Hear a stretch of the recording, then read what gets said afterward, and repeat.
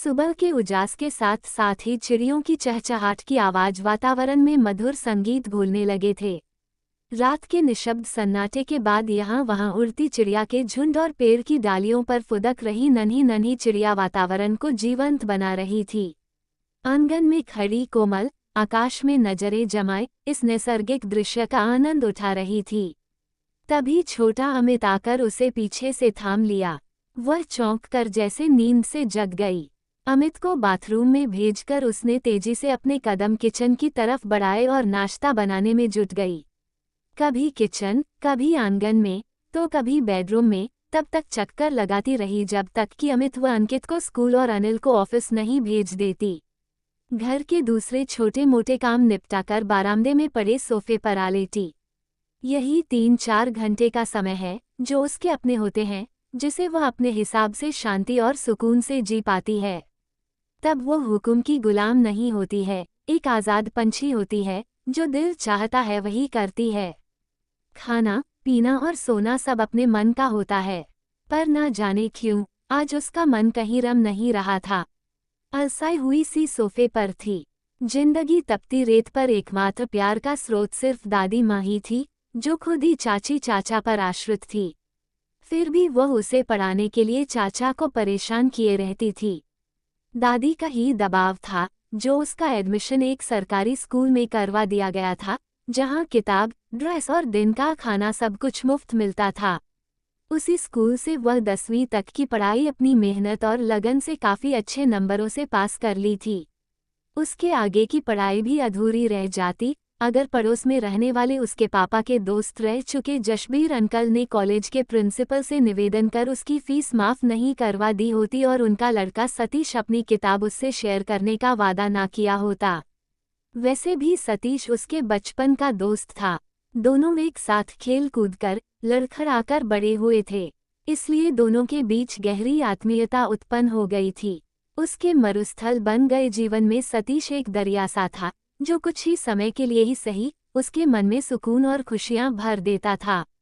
धीरे धीरे दोनों के बीच की यह आत्मीयता कब प्यार में बदल गई वे खुद ही नहीं समझ पाए। जब उन्हें समझ में आया कि अब वे दोनों एक दूसरे के बिना नहीं जी सकते, तब सतीश ने कोमल से वादा किया था कि अनुकूल समय आने पर वह खुद ही परिवार के लोगों से उससे शादी करने के लिए बात करेगा। ग्रेजुएशन के बाद सतीश को एक प्रसिद्ध बैंक में ऑफिसर के पद पर चुन लिया गया। उसे ट्रेनिंग के लिए भुवनेश्वर भेज दिया गया। उन्हीं दिनों चाची अपने मायके के एक रिश्तेदार अनिल से, जो विधुर होने के साथ साथ 2 छोटे बच्चों का पिता भी था, उससे कोमल की शादी की बातें करने लगी। दादी माँ सतीश के साथ चल रहे कोमल के प्यार से अनभिज्ञ नहीं थी। बरसों से खुद उनके दिल में भी इन दोनों की शादी के अरमान थे, इसलिए बहू को शादी की बात आगे बढ़ाने से रोक स्वयं जशबीर बाबू से कोमल और सतीश की शादी की बात करने जा पहुंची, जिसे सुन जशबीर बाबू ने बड़े ही रूखे शब्दों में शादी से इनकार कर दिया। उनकी बातों से दादी को तो आघात लगा ही था, कोमल के चाचा भी अपने को अपमानित महसूस कर काफ़ी नाराज हो गए थे। तब आनन फानन में उसकी शादी अनिल से तय कराए। कोमल के पास ना फ़ोन था ना सतीश का फ़ोन नंबर। बहुत कोशिश करने पर भी किसी ने मदद नहीं की और वह सतीश को सूचित नहीं कर सकी। तब 21 वर्ष की कोमल की शादी 38 वर्ष के विधुर अनिल से हो गई, जो एक माल गोदाम में क्लर्क था। यौवन काल का प्रथम प्यार सतीश, जो उसके जीवन का अर्थ था, कितना मुश्किल था उसके लिए उसे छोड़े एक अपरिचित चेहरे के साथ आगे बढ़ना। फिर भी अतीत को तिलांजलि देकर वह दिल पर पत्थर रख अनिल के साथ भुवनेश्वर चली आई थी।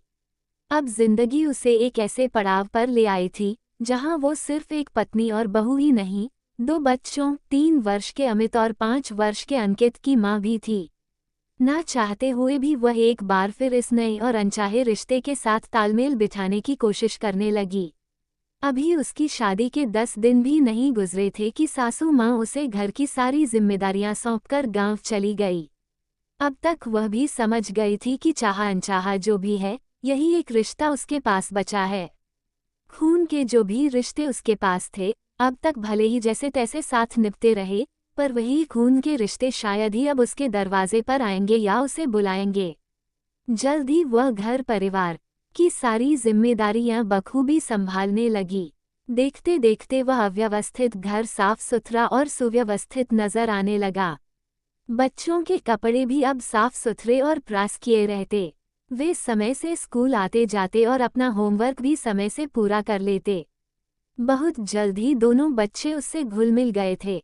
अपने पापा को छोड़ दोनों ही कोमल के आगे पीछे माँ माँ करते घूमते रहते, जैसे उनकी सगी माँ हो। वहीं कोमल के मन का मरुस्थल बढ़ता ही जा रहा था, जिसमें अब किसी नखलिस्तान का नामोनिशान नहीं था। जितनी आसानी से उसने बच्चों को अपनाया, पति को भी अपना लिया। एक भावना विहीन समर्पण था उसका, जिसे समझ अनिल का भी मन कभी कभी उसे धिक्कारने लगता। क्या जरूरत थी ऐसी सुंदर, नाजुक और कम उम्र लड़की से ब्याह करने की, जिसके साथ ना उसकी उम्र में कोई समानता थी, ना ही सोचने समझने के ढंग में कोई समानता थी। जब भी सासू माँ आती, ये सोचकर संतुष्ट हो जाती कि इस लड़की में अथाह ममता है, जिसने उनके दोनों पोतों को माँ की तरह बांध लिया था। उसमें उन्हें सुंदरता के साथ साथ सेवा धर्म, सहिष्णुता और समझदारी भी दिखती, जिसके कारण उनके बेटे का उजड़ा हुआ घर एक बार फिर से बस गया था। पर कोई यह नहीं देख पाता कि नवीन परिवेश की चुभन कोमल को सुई की तरह बींध रहा था।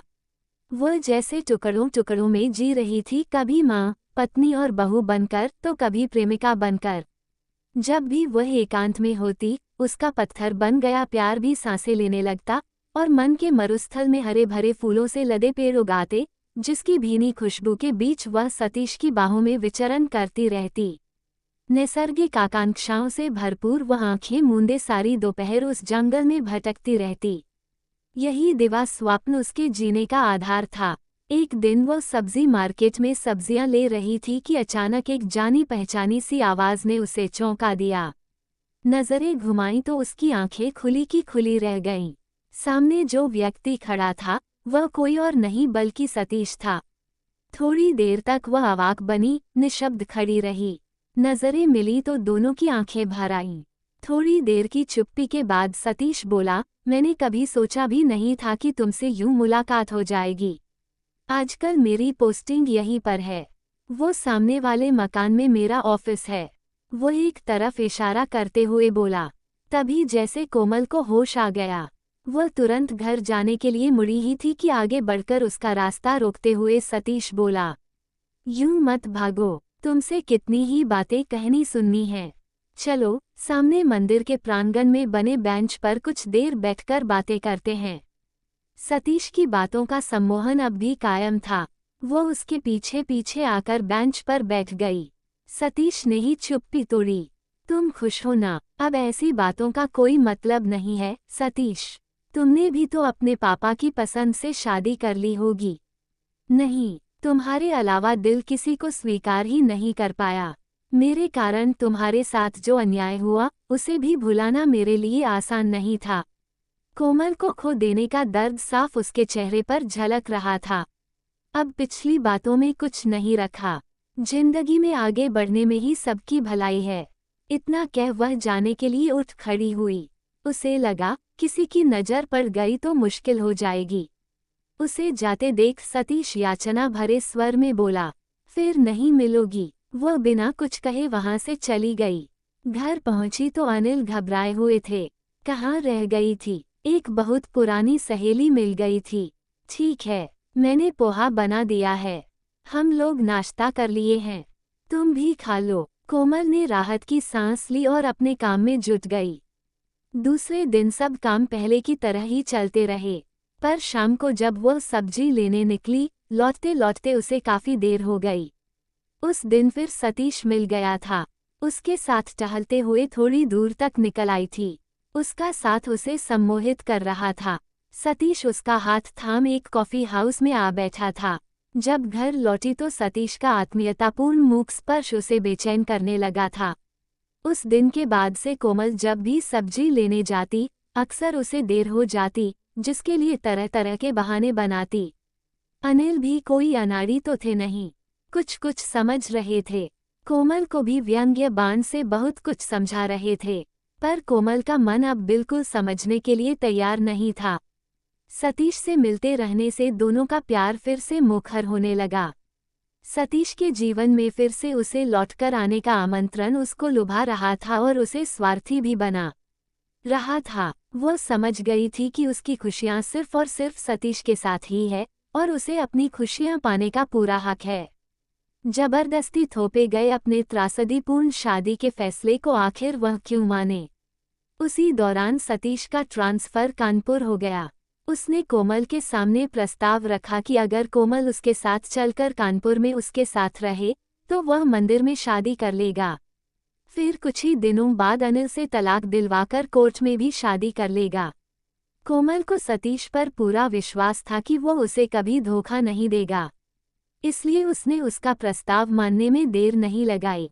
दोनों ने मिलकर घर छोड़ने का दिन और समय दोनों ही तय कर लिया। अपने फैसले पर जब भी उसका मन विचलित होता वह मन को समझा देती। कौन से ये सब मेरे खून के रिश्ते हैं जो अपनी सारी खुशियां कुर्बान कर दूं। वैसे भी खून के रिश्तों ने ही कौन सा उसका साथ दिया था। एक सतीश के साथ उसका रिश्ता सत्य था, बाकी सब झूठ। जिस दिन उसे सतीश के साथ निकलना था उससे एक दिन पहले उसने अपना जरूरी सामान एक बैग में डालकर बच्चों के कमरे में रख दिया। वह रात वह बच्चों के साथ ही बिताना चाहती थी, पर बच्चों के पास लेटी कोमल की आंखों से नींद कोसों दूर थी। रात की नीरवता में कल और आज को खंगालता उसके मन का प्रहरी उसकी आत्मा को ही कटघरे में ला खड़ा किया था। अचानक अनेक सवाल उसके मन को कुतरने लगे थे। क्या अपना सुख आदमी को इतना स्वार्थी बना देता है कि दो मासूम बच्चों का प्यार, पति का सम्मान, लोकलाज सब गौण हो जाते हैं। उसका मन कहीं गहरे गर्त में डूबने लगा था। तभी अमित सपने में डरकर सिसकता हुआ उसके गले आ लगा। कोमल के थपकी देते ही निश्चिंत होकर सो गया। बेटे का अपने ऊपर विश्वास देख मन का स्पंदन उसकी सोई चेतना को जैसे जगाने लगा। उसे अपना बचपन याद आने लगा, जब कभी वह रात में डर जाती, घंटों घुटने में सिर छुपाए कांपती रहती। कोई उसे गले से लगाने नहीं आता। उसे रात की निस्तब्धता अपने लिए निर्णय पर बारीकियों से सोचने पर मजबूर करने लगा। दोनों बच्चे हर सुख दुख में अपनी सगी मां की तरह उस पर विश्वास करते थे। कोई भी जरूरत में या डरने पर पापा की जगह उसे पुकारते थे। जब वह चली जाएगी तब एक मां से धोखा खाने के बाद क्या ये दोनों बच्चे कभी किसी पर भरोसा कर पाएंगे। उसका एक गलत कदम उसके पति और इस परिवार के साथ उसके सम्मान को भी धूल-धूसरित कर देगा। अपना जो फैसला उसे रोमांच से भर देता था, अचानक उसे अपराध बोध से भरने लगा था। उसका दिल चाह रहा था कि इस अनचाहे रिश्ते को छोड़कर, रस्मों रिवाज को तोड़कर अपने प्यार को पाले। पर वह समझ रही थी कि यह प्यार का वासनापूर्ण फैसला विनाशकारी होगा। जिंदगी के दौर में वह बहुत आगे निकल आई थी। अब पीछे लौटकर बिछड़े के साथ आगे बढ़ना सबसे बड़ी मूर्खता होगी। इसलिए अपने बिछड़े प्रेम से मोह की बेड़ियां काटकर उसके आगे बढ़ने में ही सबकी भलाई है। सुबह जब सतीश अपनी कार लेकर आया और उसे फोन किया, तब वह गेट खोलकर बाहर आई। उसे देखकर वह बहुत खुश हुआ, पर वह शांत, अपलक दृष्टि से उसे देखती रही। फिर बोली, नहीं सतीश, मैं तुम्हारे साथ नहीं जा सकती। दोनों बच्चे मुझे माँ समान प्यार करते हैं और एक माँ सब कुछ कर सकती है, पर अपने बच्चों को धोखा नहीं दे सकती। उसकी बातें सुनकर वह बुरी तरह झुंझला उठा। ये कैसा पागलपन है। ये भावनात्मक दुर्बलता का समय नहीं है। बस चली चलो यहाँ से। मेरी और तुम्हारी सोच में बस इतना ही फर्क है कि जिसे तुम मेरा पागलपन समझ रहे हो, वह अब मेरा कर्म और धर्म दोनों है। बच्चों के प्रति मेरा न्याय है और पति संग वफादारी। शायद कुछ दिनों के लिए मैं भावनाओं में बह गई थी। आखिर हूँ तो इंसान ही।